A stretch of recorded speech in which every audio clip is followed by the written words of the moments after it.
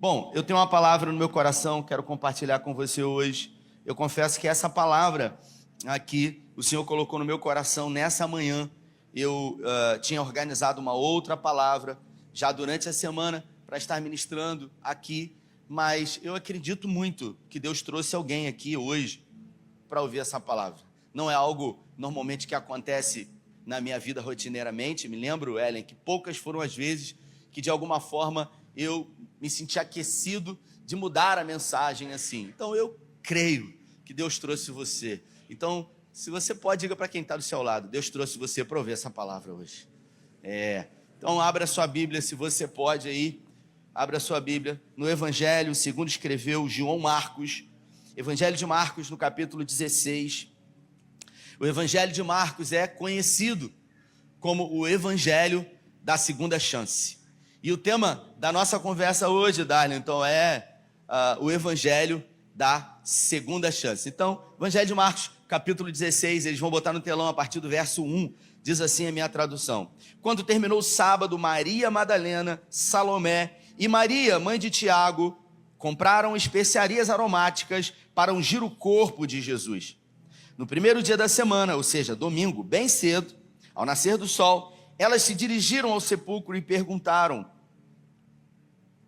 umas às outras: quem removerá para nós a pedra para a entrada do sepulcro? Mas quando foram verificar, viram que a pedra, que era muito grande, havia sido removida. Entraram no sepulcro e viram um jovem vestido de roupas brancas assentado à direita, e ficaram amedrontadas. Não tenha medo, disse ele. Vocês estão procurando Jesus, o Nazareno, que foi crucificado. Ele ressuscitou. Você pode dar glória a Deus por isso? Aleluia, ele ressuscitou. Não está mais aqui. Vejam o lugar onde o haviam posto. Vão e digam aos discípulos dele e a Pedro: ele está indo adiante de vocês para a Galileia.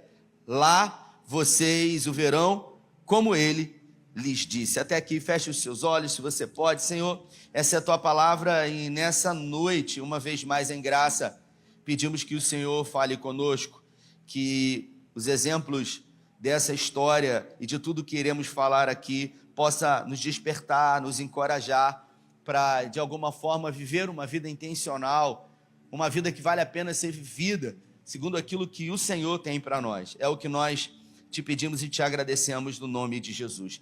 Queridos, Evangelho da segunda chance é o tema da nossa conversa de hoje, onde, se a gente parar para analisar o mundo em que a gente vive, tão competitivo, tão acelerado, tão capitalista, onde lá fora, inevitavelmente, a gente ouve muito as pessoas dizerem: é agora ou nunca, tem que dar certo, a gente vai vencer de todas as formas, de todo jeito, ou de um jeito ou de outro vai acontecer.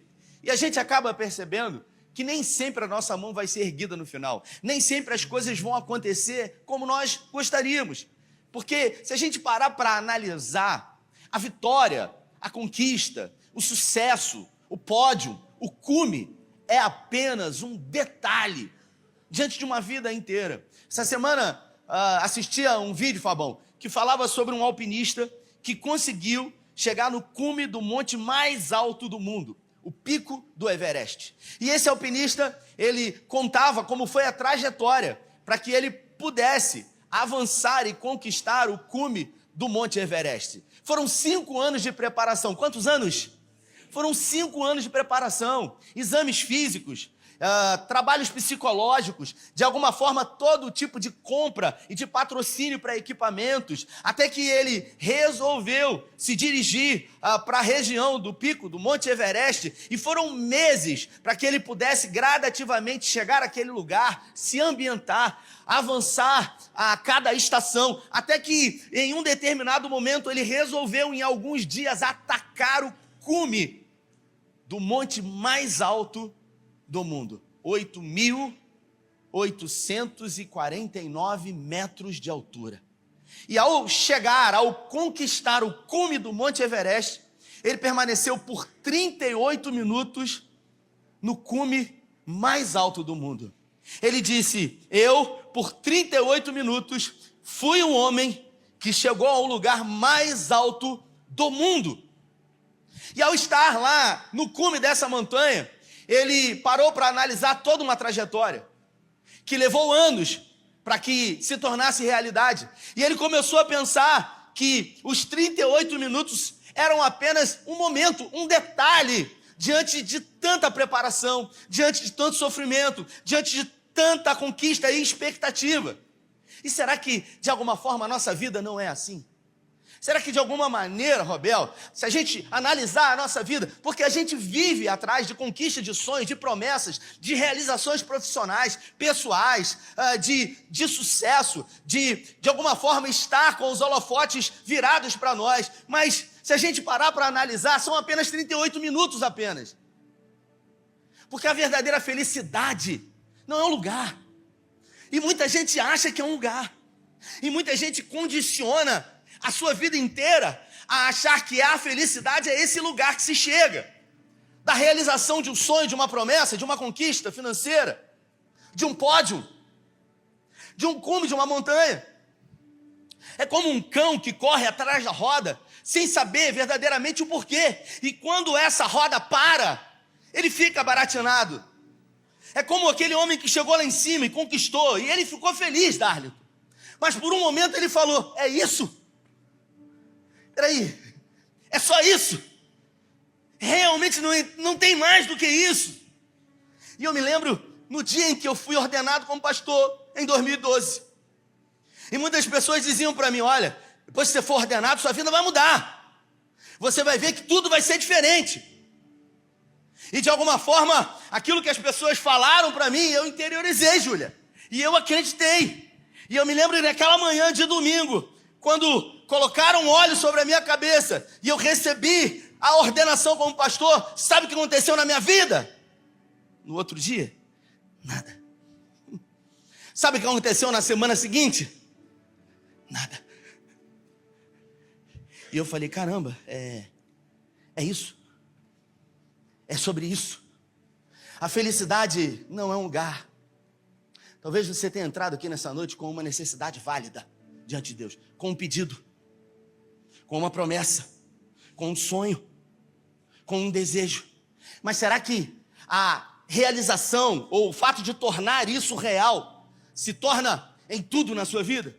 Se torna na coisa mais importante? É como quando pessoas elas condicionam a sua felicidade no casamento,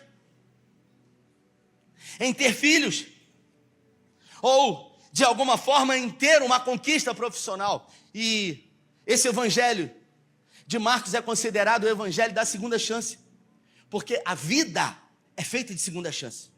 A vida é feita não de recomeço, mas a vida humana ela é feita de recomeços. Quem escreveu o evangelho de Marcos foi João Marcos, sobrinho de Barnabé, e escreveu segundo relatos que Pedro declarou para ele, o evangelho para os gentios, considerado como o evangelho da segunda chance. Justamente quem recebeu essa segunda chance foi quem ditou para João Marcos que pudesse deixar descrito a necessidade de segunda chance. Justamente Pedro, que conheceu Jesus de uma forma onde ele não imaginava, era um discípulo de João Batista, e André, o seu irmão, que aparece 2 vezes na Bíblia. Quantas vezes ele aparece? 2 vezes somente. André foi um dos maiores evangelistas que a Bíblia já registra, porque ele foi capaz de ganhar uma pessoa para Jesus. Ele apareceu 2 vezes. A primeira vez foi quando ele encontrou Jesus, e a Bíblia fala que quando ele encontrou o Messias, a primeira coisa que ele fez foi levar o irmão dele, Pedro, até a presença de Jesus. Ele apresentou Pedro para Jesus.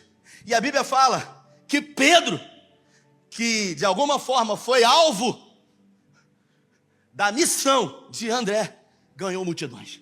Talvez você não tenha sido chamado para estar aqui. Quem sabe você nunca irá colocar a mão nesse microfone aqui. Mas quem sabe você possa ganhar uma pessoa. Diga uma pessoa, diga uma pessoa. Quem sabe você possa ganhar um filho seu, biológico, ou um filho do coração. E essa pessoa irá ganhar multidões. Porque a Bíblia fala que Pedro, depois que teve o recomeço, a segunda chance, em uma das suas mensagens quase 3.000 almas em uma só pregação. Você imagina a mãe de Billy Graham, que teve a oportunidade, quem sabe, de ganhar uma pessoa para Jesus. A mãe de Billy Graham apresentou e fez um rico depósito nele.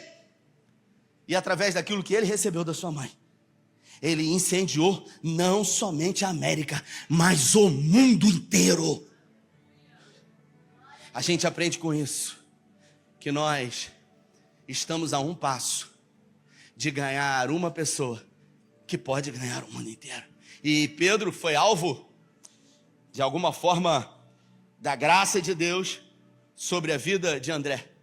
E a Bíblia diz que quando ele conheceu Jesus, os dados nos fazem entender que ele não levou muita coisa a sério, não deu muito crédito. Ele era um empresário. Tem gente que acha que Pedro era rude, rústico, mas ele não era uma pessoa pobre. Porque os relatos dizem que ele tinha 2 embarcações. E não eram barquinhos pequenininhos. Ele tinha embarcações que comportavam no mínimo 13 pessoas. Porque em alguns momentos haviam Jesus e mais os 12 discípulos, que ficavam atravessando de um lado para o outro o Mar da Galileia. E a Bíblia fala que através desses 2 barcos que ele possuía, ele tinha de alguma forma um mercado de pesca que ele exportava. Pedro falava 2 idiomas, ele falava o aramaico e ele falava o grego. Não era uma pessoa sem informações, nem todas as pessoas, ou quase todas as pessoas, não possuíam embarcação. Ele era um empresário bem-sucedido, ele sabia lidar com o dinheiro, ele sabia de alguma forma gerir o negócio dele, mesmo sendo um sócio de Zebedeu, pai de Tiago e João. Então ele não era, um cara que vivia na miséria. Ele tinha certa condição. Ele era rude, ele era rústico. Sim, a graça alcançou o coração de Pedro. E a Bíblia fala que depois de uma noite inteira, sem pescar absolutamente nada, sendo um exímio pescador, um profissional da pesca, estava lavando a rede cansado, desanimado, desacreditado, desesperançado. E ele ouve uma palavra de Jesus, que diz para ele: lance a rede no lado direito ou na parte mais funda. O Mar da Galileia tem 13 quilômetros de largura por 27 quilômetros de comprimento. Uma espécie de lagoa de Araruama que nós temos aqui na nossa região, só que de água doce. No Mar da Galileia possuem 27 espécies de peixes diferentes. A maior predominância de peixes do Mar da Galileia se resume à tilápia. Os peixes que a gente ouve falar que Jesus multiplicou com pães e peixes, provavelmente foi tilápia. E a Bíblia fala que Jesus dá uma ordem: lancem a rede do lado direito. E Pedro disse: eu pesquei a noite inteira, quem é você? Eu conheci você ontem. Eu aprendo com isso que uma das prerrogativas número 1 para que o milagre aconteça na nossa vida é simplesmente decidir obedecer a Deus. Porque mesmo questionando a forma, o meio, o método, a maneira, as circunstâncias, ele decidiu obedecer. E mesmo não confiando, não acreditando, duvidando, quando você obedece a Deus, mais cedo ou mais tarde, no caminho, tudo acontece. O milagre alcança você para a glória de Deus. Foi assim na vida dele. E pouco a pouco, Pedro teve a oportunidade de viver experiências incríveis com o Senhor. Ele se lançou com o rosto em terra dizendo: eu não sou digno. Sabe, quando você olha para você e você sabe quem você é. Você reconhece a miséria que você é. Não, eu sou a menina dos olhos de Deus. Sem a graça nós não somos nada, gente. Sem a graça a gente não é nada. Deus quando olha para você, ele não vê você. Porque se ele visse você, ele fulminava você. Porque aquilo que é incorruptível não pode ter participação, não pode ter conexão com aquilo que é corruptível. Por isso, quando Deus olha para você, a Bíblia fala que ele vê o sangue de Jesus Cristo sobre a sua vida. É por causa das misericórdias, Gutinha, que nós estamos aqui. As misericórdias do Senhor que se renovam a cada manhã, que não tem fim, que estão sobre a nossa vida. E a Bíblia fala que Pedro agora teve essa experiência e ele se viu. E agora Jesus falou: eu vou fazer de você um pescador de homens. Eu vou mudar o seu nome, porque o seu nome é Cefas, que quer dizer uma vara inconstante de um lado para o outro. Eu vou transformar você em pedra, Petrus, uma pedra, um alicerce que será usado poderosamente na igreja. É isso que Cristo faz. Ele olha para nós e, a despeito daquilo que somos, ele declara não aquilo que somos, e sim aquilo que ele fará dentro de um processo de aperfeiçoamento nas nossas vidas. O nome disso é processo. O nome disso é? Só que ninguém quer viver processo. A gente tem dificuldade de amadurecer. Porque amadurecer, crescer, diga para quem está do seu lado, carinhosamente, todo crescimento gera dor. Diga. Todo crescimento gera dor. Por isso, às vezes, eu sou alcançado por algumas lutas e algumas dificuldades, sabe? E todas as vezes, Simone, que a luta vem na minha vida, eu pergunto para Jesus, o que o Senhor quer que eu aprenda com isso? Porque se Paulo está certo em dizer que todas as coisas cooperam para o bem daqueles que amam a Deus e são chamados segundo um propósito, e essa luta chegou à minha vida, de alguma forma, Jesus quer que eu aprenda alguma coisa com isso. E eu pergunto para ele, Jesus, o que o Senhor quer que eu aprenda com isso? Para que de alguma forma eu possa aprender mais rápido, porque quanto mais rápido eu aprender, mais rápido eu ficarei pronto. E a Bíblia fala que ele viveu a multiplicação dos pães e dos peixes de uma forma extraordinária. E a jornada de Pedro continua. Certa vez em Cesareia de Filipe, Jesus resolve reunir os discípulos e perguntar para eles, o que as pessoas aí fora dizem que eu sou? E eles disseram, uns dizem que tu és Elias, outros dizem que tu és o Messias. E aí ele disse, o que vocês acham que eu sou? Porque alguns diziam que Jesus era um agitador do povo, um revolucionário, um rebelde. E aí Pedro, ele se destaca na sala de aula, no meio dos 12 alunos, ele dá um passo à frente, ou ele levanta a mão para o professor e ele diz, tu és o Cristo, o Filho do Deus vivo. Sabe o que eu aprendo com isso? Porque se você observar a conversa toda, você vai ver que Pedro, ele teve um acerto. É como quando é dada a você a oportunidade de responder uma pergunta e você acerta.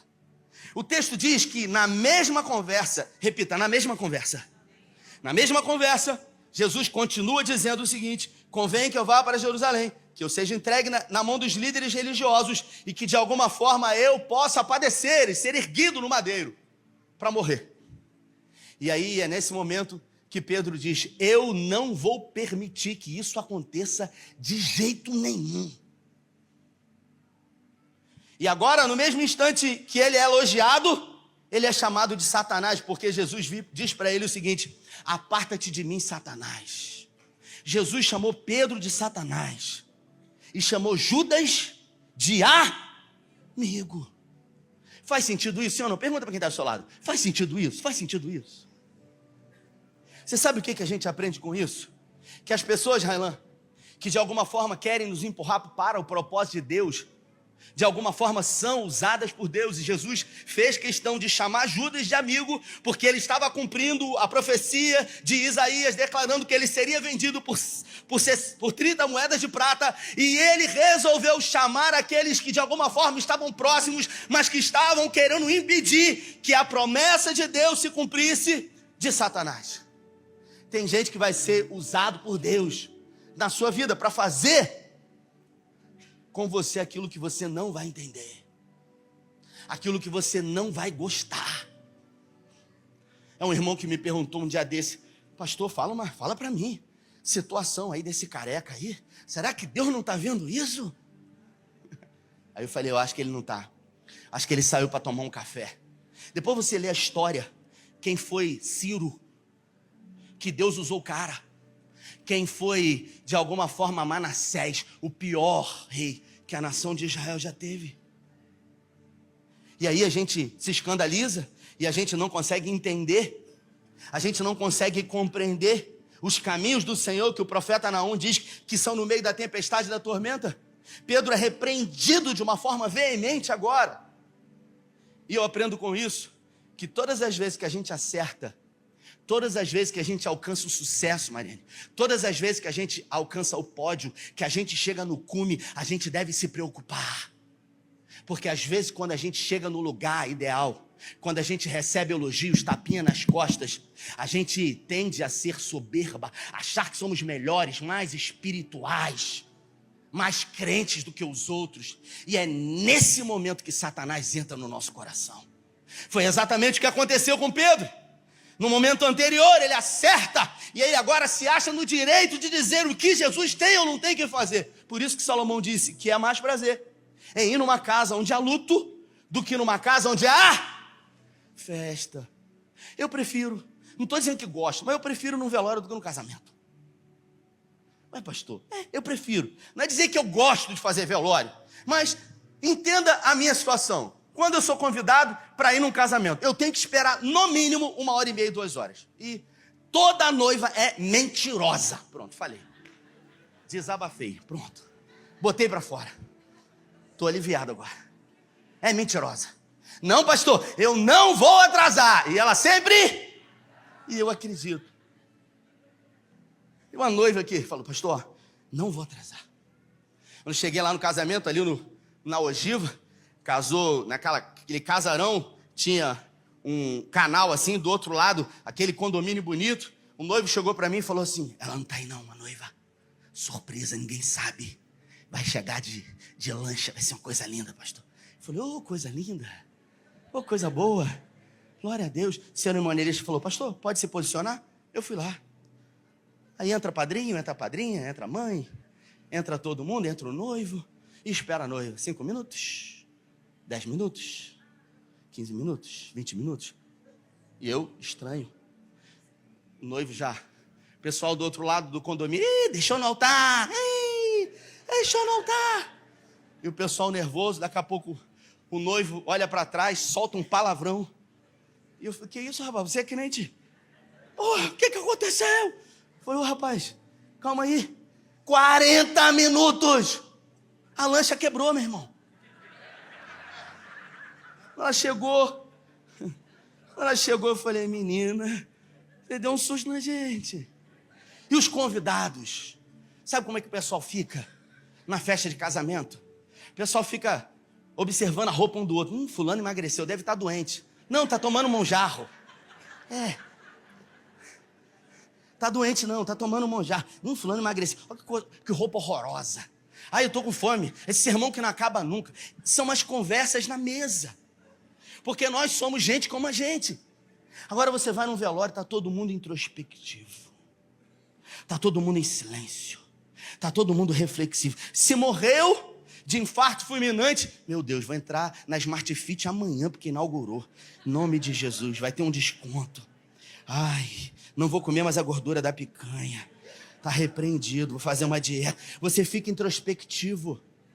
Porque quando você acerta, quando você ganha, você não tem tempo, de alguma forma, de avaliar aonde você pode melhorar.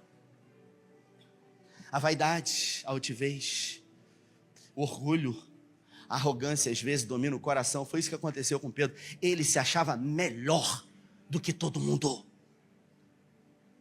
E ele precisava, de alguma forma, cair em si, porque ele estava fora de si. Assim como no Monte da Transfiguração, em Marcos, no capítulo 9, quando Jesus sobe a montanha, chama Pedro, Tiago e João, e lá a figura de Elias e Moisés aparecem, os rostos resplandecem, e Pedro tem uma ideia incrível diante de um culto maravilhoso. Ele fala, vamos morar aqui. Vamos morar aqui. É você quando vai para Moisés, ele fala assim, não quero voltar para casa, porque lá tem problema. É como o cara que chegou no cume do Monte Everest, ficou 38 minutos e ele falou, cara, aqui não é lugar de habitação. Aqui é apenas uma parte, é uma cerejinha do bolo, que representa muito pouco. É o glamour de alguém que tem um sonho, não um chamado, o sonho de ser um pastor, e fala assim, quando eu for pastor, eu vou poder pregar. E a pregação do domingo à noite ou da quinta-feira representa muito pouco diante daquilo que você tem que enfrentar, diante dos conflitos que você tem que lidar, das guerras que você tem que viver, espirituais. Teve um irmão que me ligou, pastor, está acontecendo, eu estou tendo pesadelos terríveis. Eu nunca disse isso aqui. Ele disse, pastor, eu estou tendo pesadelos terríveis. Eu falei, meu irmão, diante do que eu sei que você está vivendo, o nome disso são guerras espirituais. Já acordei de madrugada com Satanás no meu pescoço aqui, vendo o demônio dentro do meu. Que isso, pastor? São guerras espirituais que você vive. Só que a Bíblia fala que os que são nascidos de Deus, o maligno não os toca. Diga para quem está do seu lado: se você é nascido de Deus, o maligno não pode tocar na sua vida. Porque a Bíblia fala que Jesus começa a dar as últimas instruções e de repente ele diz: convém que eu vá agora ser entregue para os líderes religiosos. E Pedro diz: ainda que todo mundo te abandone, eu jamais. Ele fala: ó, eu jamais. Não queria que Jesus lavasse os pés dele, toma outra ensaboada. E aí de repente Jesus diz para ele: meu filho, deixa eu te falar uma coisa. Satanás rogou ao Pai para cirandar você. Mas eu roguei ao Pai que a sua fé não desfaleça. Então eu vou explicar o que aconteceu. Satanás pediu a Deus autorização para cirandar Pedro. E Jesus rogou ao Pai que a fé de Pedro não desfaleça. Não era mais fácil Jesus pedir para livrar Pedro da cirandada de Satanás? Sim ou não? Pergunta para quem está ao seu lado: faz sentido isso? Pergunta. Por que Jesus não pediu para livrar logo Pedro? Porque é exatamente através das provações que a nossa fé é aperfeiçoada. Porque se eu cantasse agora, eu cantava essa. Porque cada vez que a minha fé é provada, tu me dás, dá para ir, Flávio, a chance de crescer um pouco. Dá para cantar essa? Cada vez que a minha fé é provada,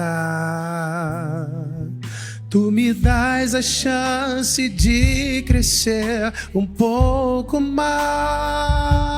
Escuta essa letra. As montanhas e mares, desertos e mares que atravesso me levam pra perto de ti. Minhas provações não são maiores. Elas não são maiores do que o teu Deus. E elas não vão te impedir. Vão me impedir de caminhar. Se diante de mim não se abrir o mar, Deus vai me fazer andar por sobre as águas. Olha só o que eu vou falar aqui pra gente encerrar. E aí, o que acontece? Jesus, ele diz: Satanás pediu ao Pai para cirandar, mas eu roguei que a sua fé não desfaleça. E ele diz: ainda que todo mundo aqui te abandone, eu jamais. Aí Jesus: você não sabe o que você está falando, cara.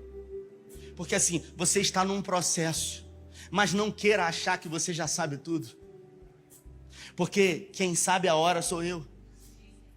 Hoje mesmo, antes que o galo cante, 2 vezes, 3 vezes você vai me negar. Eu? Jamais. Algumas horas depois, o Evangelho de Lucas diz que diante de uma criada que não representava nenhuma ameaça, ele nega Jesus. Algum tempo depois, diante de um criado insignificante a produzir algum mal à vida dele, nega outra vez. E a última vez, a Bíblia fala no Evangelho de Lucas que Jesus estava do outro lado do pátio e não somente nega, mas agora pragueja: não conheço esse homem, Deus me livre, eu não sei nem quem ele é. E os olhares se cruzaram.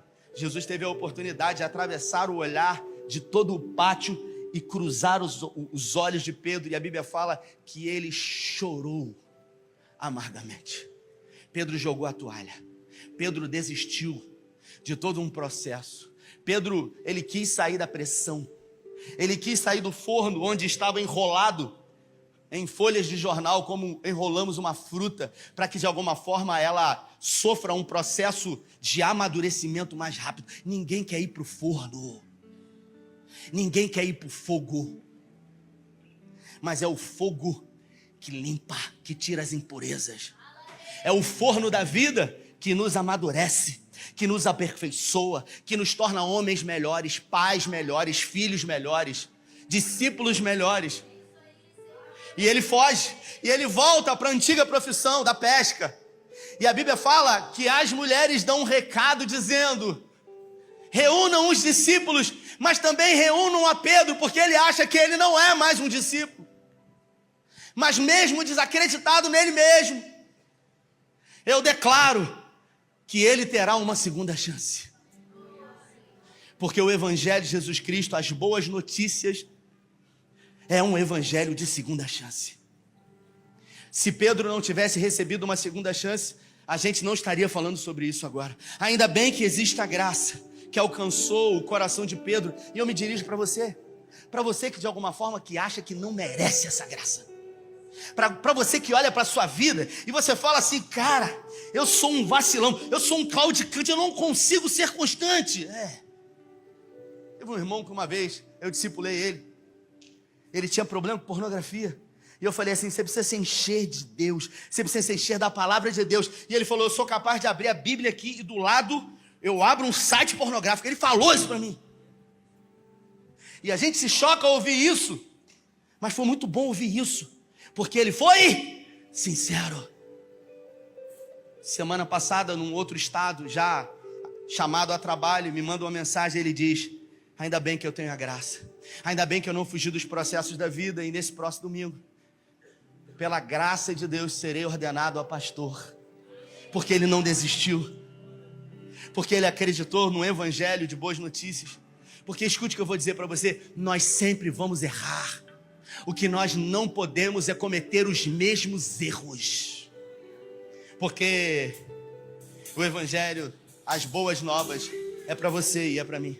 E se houve segunda chance para Pedro, existe uma segunda chance para mim nessa noite. E ainda bem que eu vim nesse culto, nessa reunião, para ouvir essa palavra e entender que não tem a ver com os méritos, não tem a ver com a minha força, não tem a ver com o meu intelecto, não tem a ver com a minha inteligência, não tem a ver com os meus dons e talentos, tem a ver com Ele, porque dele, por Ele e para Ele são todas as coisas. Se teve jeito para Manassés, tem jeito para mim. Se teve jeito para Pedro, tem jeito para mim. Nem todos os dias recebemos uma segunda chance. Nem todos os dias temos a oportunidade de receber uma segunda chance. Todos os dias. Mas em Jesus, Pedro encontrou as duas coisas. Em Jesus, Pedro encontrou a segunda chance. Em Jesus, Pedro encontrou a segunda chance todos os dias. Hoje, nesse domingo, antes dos seus olhos se abrirem, essa manhã de hoje, as misericórdias já haviam se renovado sobre a sua vida. E foi exatamente por causa disso que você conseguiu estar de pé. E foi exatamente por isso que você veio aqui. Então não diga que você não merece. Não diga que você não pode. Não diga que não é para você. Porque a Bíblia fala que Jesus, ele foi ao encontro de Pedro, naquela praia que eu estive lá. E ele não havia pescado nada a noite inteira. E a Bíblia fala que Jesus estava comendo um peixe na praia. Havia ali uma espécie de churrasqueira. Jesus estava assando um peixe. E os discípulos chegam de barco, tristes, desacreditados. Jesus pergunta de alguma forma se eles têm algo para comer. Mas quem tinha para saciar a fome era ele. E a Bíblia diz que Jesus resolve declarar para Pedro: lance a rede do outro lado. Eu já ouvi isso antes. Porque a voz dele é inconfundível. Porque a voz de Jesus é incomparável. Porque o olhar dele é um olhar de graça, não de condenação. Um olhar de amor, um olhar de compaixão, não de acusação. Porque ninguém me olha como ele. Ninguém nos toca como ele. Ninguém nos envolve, nos abraça como ele. E a Bíblia fala que quando Pedro percebeu, porque alguns disseram: é o mestre! Pedro estava nu. E ele se lançou na água, desesperado, a se reconciliar com quem ele decepcionou. E Jesus agora, numa conversa em toda a extensão, está no meu Instagram, ali ó, pastor Rafael Lemos, vai lá que você vai ver essa parte. Ele andando naquela faixa da praia, ele resolve perguntar para Pedro: Pedro, você me ama? E Pedro diz: eu te amo, Senhor, então apacenta as minhas ovelhas. E ele diz: Pedro, você me ama? E ele diz: eu te amo, Senhor, então apacenta. Então faça aquilo que você abriu mão, porque você falhou comigo. Porque volta para a posição, porque eu não desisti de você, mesmo você tendo desistido daquilo que eu te entreguei. Ele diz: apacenta os meus cordeirinhos. E pela terceira vez ele diz: Pedro, tu me amas? E Pedro, entristecido por ouvir 3 vezes, ele diz: Senhor, eu te amo. E mais, o Senhor sabe que eu te amo. O Senhor conhece o tamanho desse amor. O Senhor conhece as motivações do meu coração. O Senhor me conhece por inteiro.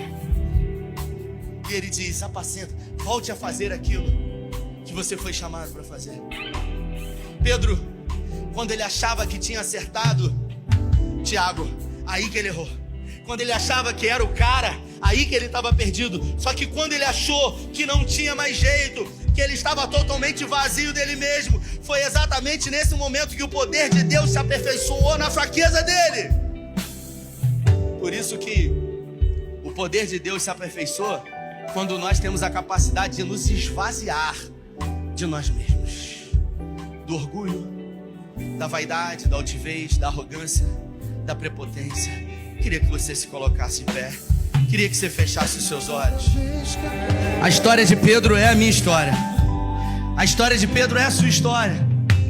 É a história de alguém que entendeu que não tem a ver conosco. É a história de alguém que entendeu que não tem a ver com quantas vezes a sua mão vai ser erguida. Porque a vida, ela não é feita somente de cumes de montanha. Porque o cume da montanha se resume a apenas 38 minutos. Porque a felicidade não é um lugar. A felicidade é uma pessoa. Porque quando, de alguma forma, Jesus prega um discurso muito duro para os seus discípulos, toda aquela multidão vai embora. E Jesus, pouco a pouco, vê a multidão indo embora diante de um discurso duro que ele disse. E ele se dirige para os 12 e ele diz para eles: e vocês, também querem ir embora? Podem ir. E Pedro se destaca no meio de todos e ele diz: para quem iremos e não para onde? Ele diz: para quem iremos se só tu tens a palavra de vida eterna? Porque só ele tem a palavra de vida eterna. Talvez você tenha se decepcionado com expectativas diante do arquétipo daquilo que Deus poderia fazer. Você nunca falou isso para ninguém. Mas lá no fundo você se decepcionou, porque você achava que Deus tinha que fazer. Porque as coisas sempre têm que ser do seu jeito, da sua forma, da sua maneira. Só que os caminhos dele são mais altos e os pensamentos são maiores.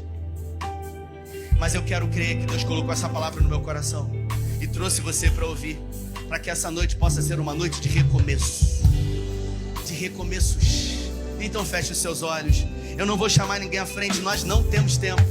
Nós estamos estourados no tempo, mas eu acredito que mesmo no seu lugar o Senhor pode renovar as suas forças. Então, se o Espírito Santo aquecia o seu coração enquanto eu falava, e você entende que essa palavra foi para você, levante suas mãos aos céus em sinal de rendição, sinalizando para Ele que você precisa de um recomeço na sua vida, que você precisa de uma oportunidade de tentar outra vez, que de alguma forma você entende que não é do seu jeito, que não é da sua hora, que não é da sua forma, que não é da sua maneira, e sim do jeito dele, da maneira dele, como ele quer, porque dele, por ele e para ele são todas as coisas. Pai, onde houver uma mão erguida aos céus, renova nessa noite. Pega na mão desse homem, Senhor. Fortaleça, coloca de pé, restaura, revigora aqueles que entraram aqui abatidos, desacreditados, desesperançados, como muitas vezes Pedro esteve, desacreditando não somente das circunstâncias, mas de si mesmo. Pai, renova em nome de Jesus. Espírito Santo, batiza agora, batiza, Senhor. Libera graça, libera, Senhor, renovo da parte do Senhor, do alto da cabeça, onde você estiver ao alcance da minha voz, eu declaro renovo da parte de Deus sobre a sua vida. Que Deus dê a você aquilo que Ele deu a Pedro, uma segunda chance, para que verdadeiramente um novo destino, um novo caminho, como Isaías declara, possa estar diante de você. Eu declaro sobre a sua vida um novo tempo. Eu declaro sobre a sua casa, sobre a sua família, sobre o seu ministério, novos dias, novas estações. Eu declaro que as circunstâncias contrárias não terão poder para paralisar, para impedir você de verdadeiramente viver as promessas de Deus. Eu declaro que melhor será o final das coisas do que o início delas. Guarda a nossa casa, Senhor, os nossos filhos. Repreenda durante essa semana o homem mau, violento, sanguinário sobre a nossa casa, sobre a nossa família. E que essa semana que começa hoje, declaramos que será uma semana de recomeços para a glória do Senhor. Oramos com fé em nome do Pai, do Filho e do Espírito Santo. Se você quer, recebe, levante suas mãos e dê a melhor salva de palmas a Ele. Vai em paz. Deus nos abençoe. Valeu!